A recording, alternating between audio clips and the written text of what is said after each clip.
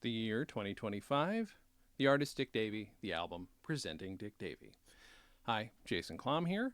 As I record this, my albums were a little bit delayed. A little concerned about the state of the package, but we'll get there. Presenting Dick Davy just came out on the 4th, actually, a little bit earlier than anticipated, which is nice. But today's the 9th. Yesterday, the episode came out with Dan Schlissel, Sharon Hoffman, Taylor Jessen, Ian Rands, and Marc Skobac, and myself, all talking about the creation of this record. It's the first album I have ever produced, vinyl album I've ever produced, that is, and I'm very excited to open it. So I have, let's see, here it is, and I just hit the microphone, which is not atypical. Well, here I can show you this without showing you my address. Look at that nice little label. So this is an unboxing. Yeah, that part looks a little damaged, but it could be worse. I am in Metro Detroit, and for the last, I would have gotten this 2-3 days ago, but they bounced back and forth between different post offices for no apparent reason. But anyway, so I've obviously been waiting, trying to figure out what frame I want to have this on my wall. I mean, I'll just say I started comedy on vinyl 14 and a half years ago with my best friend Dan Gomiller and Ari Jarvis. I can only see the sides. If you want to see the sides, that's all I can see. There are two different types, by the way, of record. Anyway, so I started. I'm going all over the place. Started the podcast almost 15 years ago. As you probably know, we ended it officially with Weird Al Yankovic. That was part of my deal with Weird Al, but also it was also like, I'm planning to end it. Can Weird Al finally do the show? And so that happened. But since then, 2018 is when this whole process started. 2019 is when we found the acetates, and it might have been the same year that Marc Skobac, a fan of this show, found some recordings of a show called Live at the Bitter End, which he recently found out was not even recorded at the Bitter End, but was instead recorded at a studio in New Jersey made up to look like the Bitter End, something I didn't know. Marc is a very good researcher and very patient researcher, and has helped so much. And if more happens with the record in the archive at some point, Marc's going to have to be a part of that in some way. In fact, one of these records is going to him. So let's take a look. Oh, he sent me one. Okay, so we're going to start here. A little bit of tease, because it's a tease for me as well. But Dan Schlissel had told me he has a fake chick tract. And I have been hoping for one of these. He only had a certain amount made, and they're all about, it's all about comedy. And I love this. I did one myself once, but it wasn't exactly in this style. It's just in this format. This is gorgeous. Okay, I'm not going to read through it right now. A few other bits and pieces, coins, drink stirs. There's a little button that's backwards. I'm assuming it's just a stand-up. There we go. Fiend Club. I love it. Okay. What else do we have? Woo! Got a bumper sticker. All right, let's see. All right. And a very nice note from Dan, which I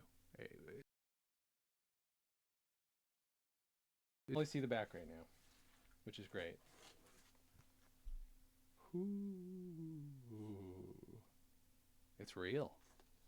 That's fucking weird. There we go. Mint green.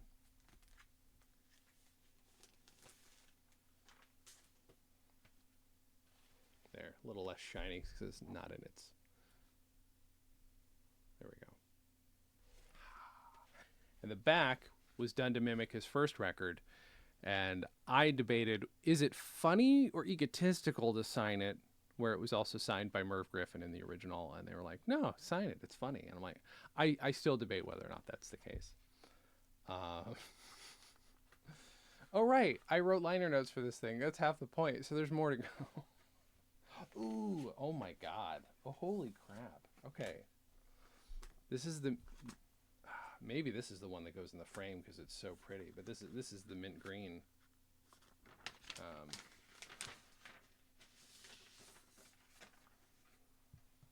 Look at that. Look at that puppy. I don't remember what the track listing is. I've literally already forgotten.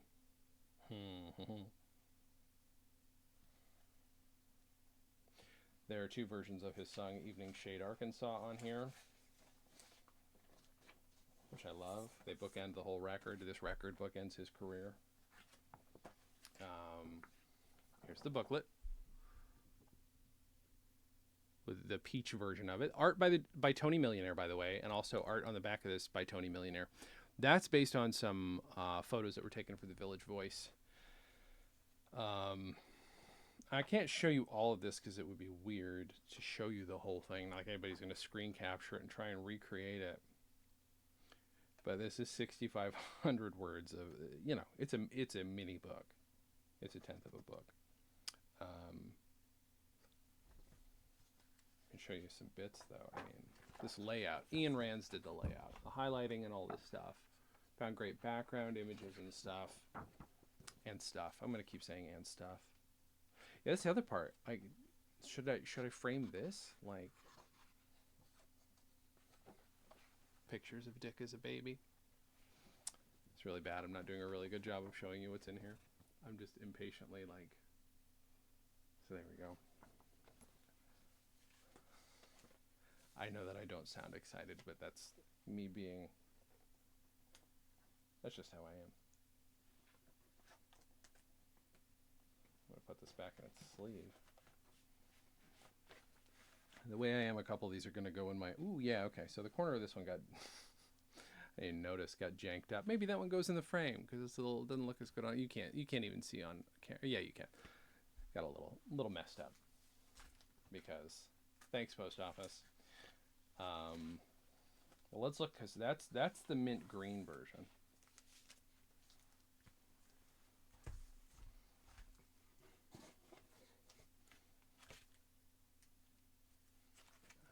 Let's see. I don't know if there's a way to tell from the outside. Not really. Okay, there's another mint green one. It's okay if it's a little janked on the corner. It's not like it totally ruins the profile of it. I mean, that's what happens. Records get beaten up, right? Okay, so these 3 are all the mint green ones. That one is in better shape. Put these over here for a second.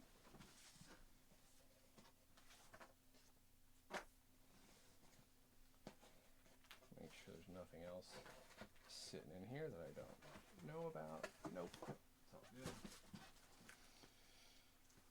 So this should be... I had forgotten that our options are mint green or splatter vinyl. There aren't any black vinyl, which is kind of fun. There was a period of time where like color vinyl wasn't as stable or whatever. At least that's what I've always been told. Look at that thing. Holy crap. And it's to match the mint of the record. If you've ever seen how they make these things, it's kind of insane. I'd like to go to a plant and actually watch that happen one day. That's not something I've gotten to do yet. I'm sad I didn't get 6 download cards with this. That's not true. I obviously have the tracks. No, I just thought I'd look. I mean,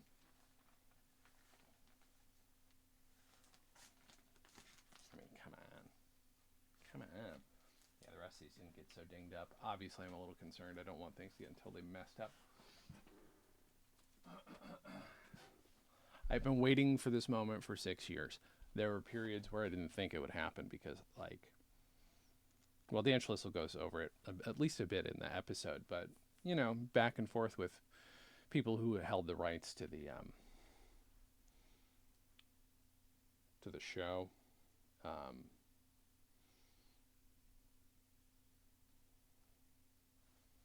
This is great. It's very dumb to have my name on the back. but I don't care. It's funny.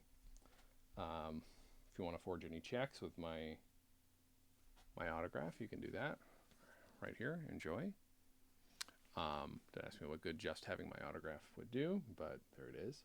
I love this art so much. Originally, it was going to be black and white, and Dan suggested, "What if we did mint green?" And I was at first like, That sounds weird. I don't know about that."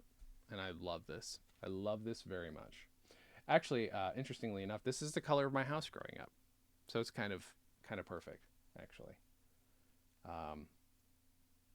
Like I would say this record is kind of a homecoming, but it's not true. What's funny about it is it's just something that sort of furthers the mythology of Dick Davy while also trying to solidify who he was, because there's more and more about, you hear a bit of the development of the character, kind of, even though the accent was always there. We don't know when that started.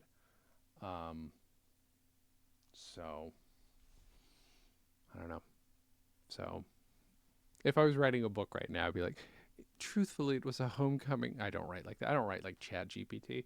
But look at this thing. I helped make this. It's Shake and Bake, and I helped. See? Look at that. Look at that fucking thing.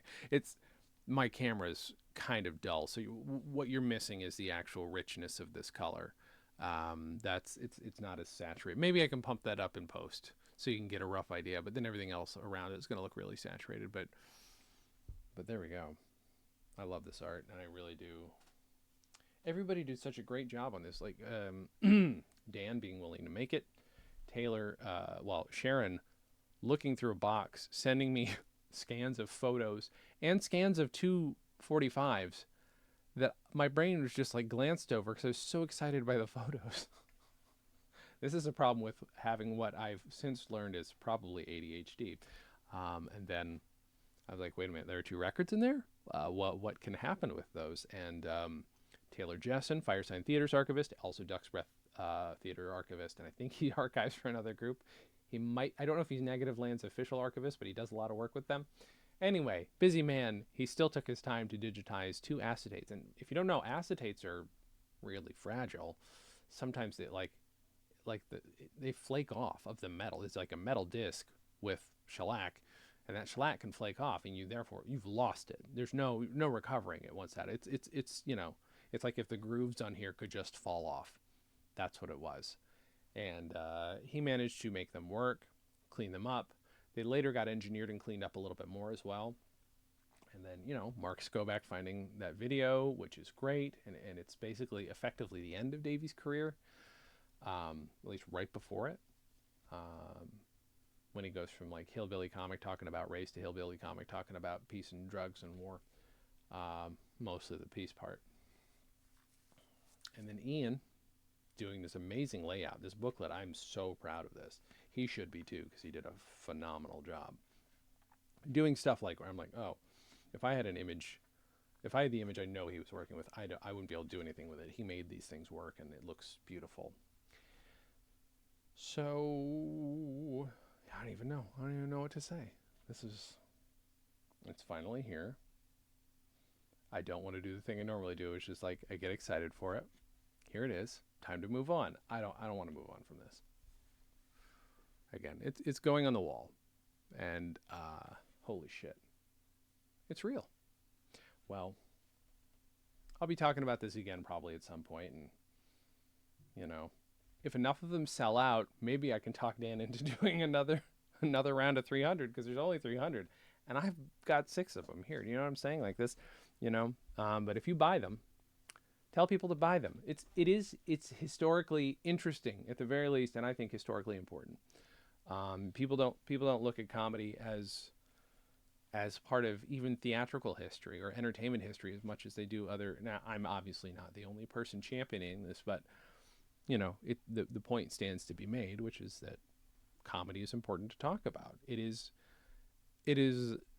not the original coping mechanism, but it's one of the best. Truly dealing with your feelings is like the actual best, but comedy is not a bad one, and it is definitely a salve in times when salve. So there we go. Comedy is important to talk about. Also very important to point out that if Cliff Nesteroff hadn't pointed me in the direction of Dick Davy in the first place, I wouldn't know about him. I wouldn't have had a reason to like go on a journey to try and find Dick Davy. And so thank you to everybody involved. Thank you to Richard Hoffman, aka Dick Davy, Lillian Richmond, his girlfriend of several years. Is she on there? Yeah. Yep. And thank you to Sharon Hoffman. Yeah. This means a lot to me. Thank you guys. And as always, I have to go hit the button here. Have a good thing.